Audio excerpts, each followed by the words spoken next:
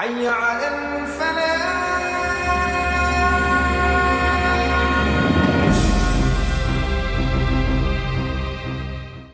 Nah, sekarang kita masuk kepada hal yang tidak kalah pentingnya, yaitu tentang revolusi akhlak.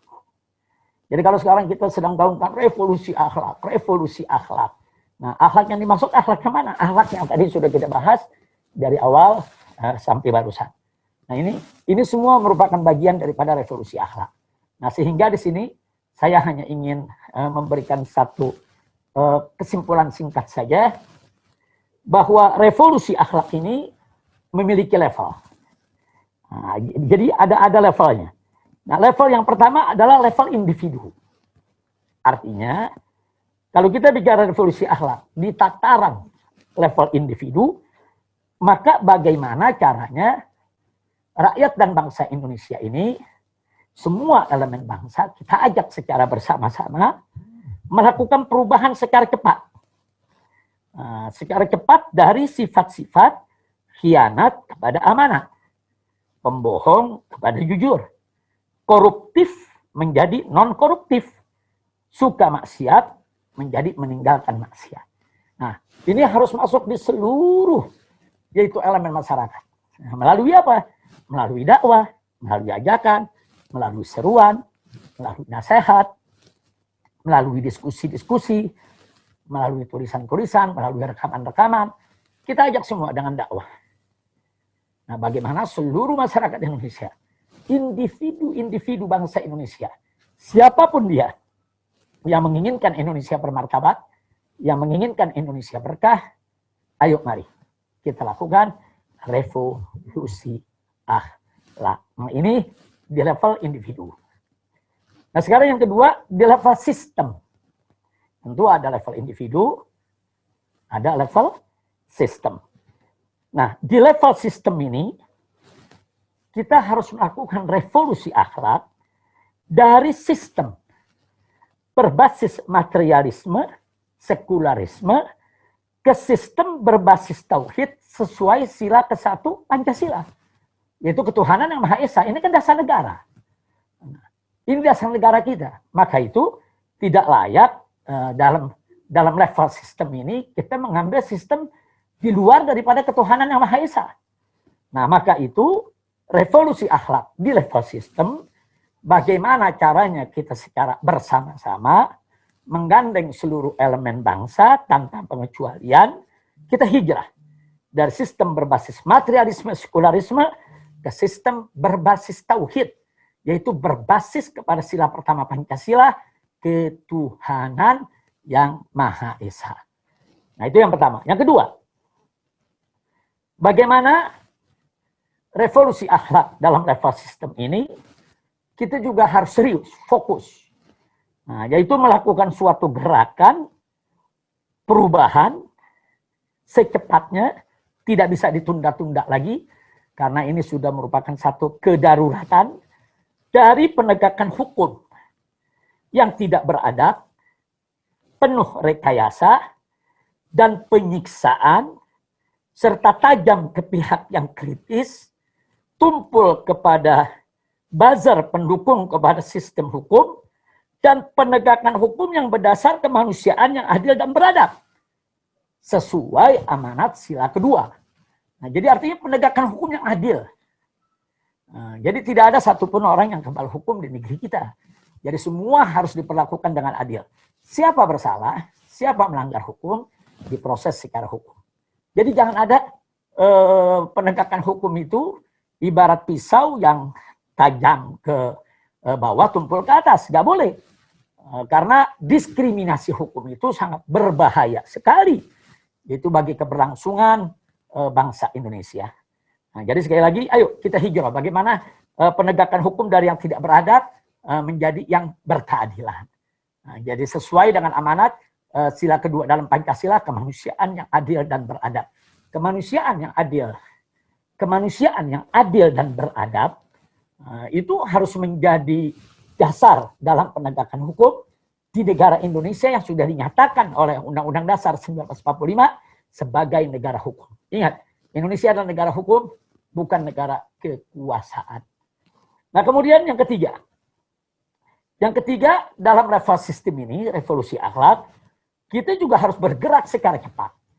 Nah, perubahan yang tidak boleh ditunda lagi. Satu revolusi, satu perubahan yang cepat tapi dinamis. Cepat dan nggak boleh ditunda. Yaitu dari politik belah bambu dan adu domba kepada politik persatuan Indonesia. Nah, sesuai amanat sila ketiga dalam Pancasila yaitu persatuan Indonesia. Jadi nggak boleh ada lagi politik adu domba. Oh ini golongan saya, ini golongan Anda. Oh ini golongan kritis, kami tidak sukai. Oh ini golongan asal Bapak senang. Oh ini kami sukai, nggak bisa. Oh yang ini diangkat, yang ini ditendang, yang ini dirangkul, yang ini dipukul. Tidak boleh. Karena dalam satu sistem kepemimpinan, seorang pemimpin yang memiliki leadership yang kuat, dia harus ada di atas semua. Semua agama, semua golongan, semua suku, semua ras. Dia tidak boleh hanya menjadi milik satu golongan saja, satu kelompok saja. Maka dia akan terdil. Dan itu berbahaya, bisa mengantarkan kepada perpecahan. Nah itu yang kita ingin ingatkan. Ini perlu revolusi, semua ini perlu revolusi.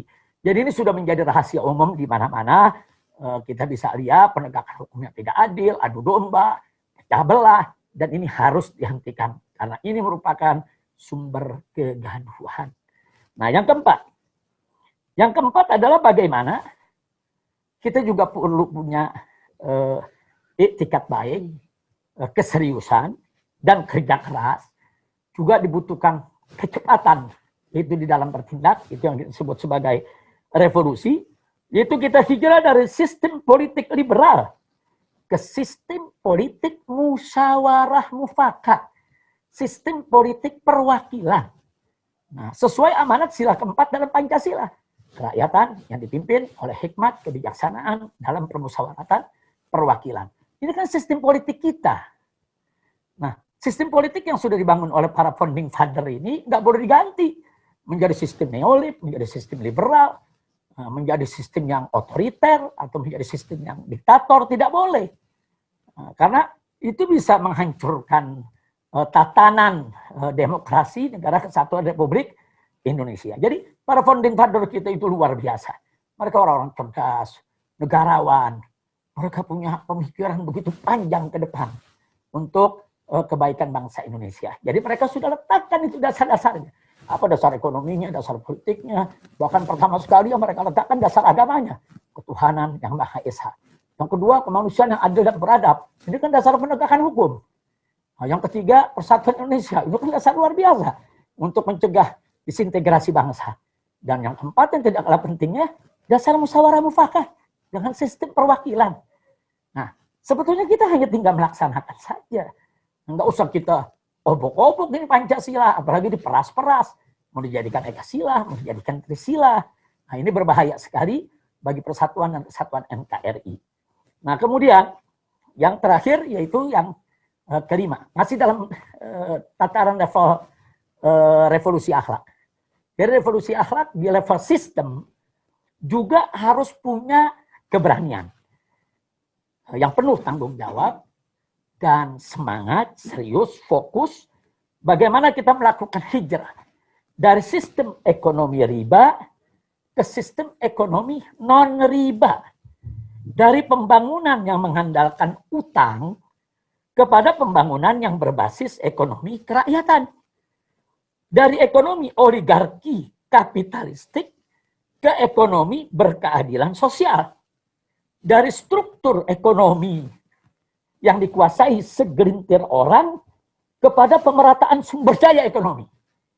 Nah, dari ekonomi tidak berkeadilan kepada ekonomi berkeadilan sosial. Nah, ini sesuai dengan amanat sila kelima dari Pancasila. Keadilan sosial bagi seluruh rakyat Indonesia.